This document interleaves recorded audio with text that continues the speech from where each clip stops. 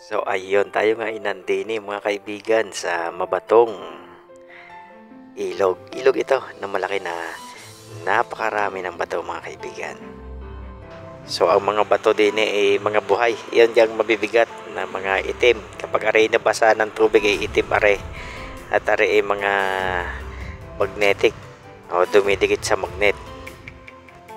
So bukod sa magandang gawing panghilod are at nang matanggal ang mga libag-libag, maghahanap din tayo at baka tayo ay may makita din na mutya.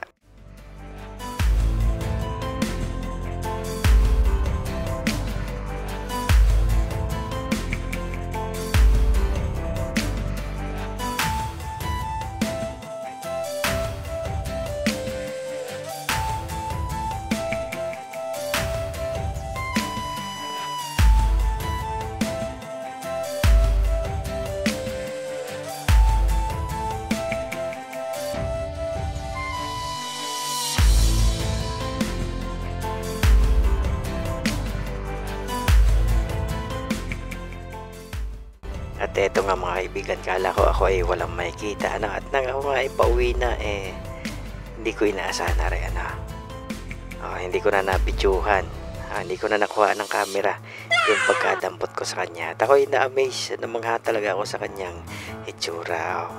Para siyang meteorite o bulalakaw o ipot ng bituin. Nagana rin nga ang itsura mga kaibigan. So para din siyang palibot ng mga bitak-bitak yung parang gay na rin nga. Gayan. So kung kayo nakita na ng prutas na anunas,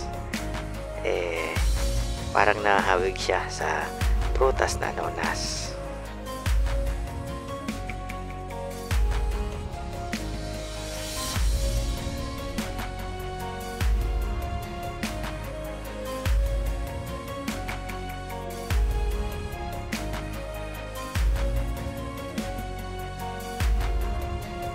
So para siyang prutas na anunas o kaya naman nahawag din sa atis. Hindi nga lang siya bukol-bukol. Subalit siya ay ganare.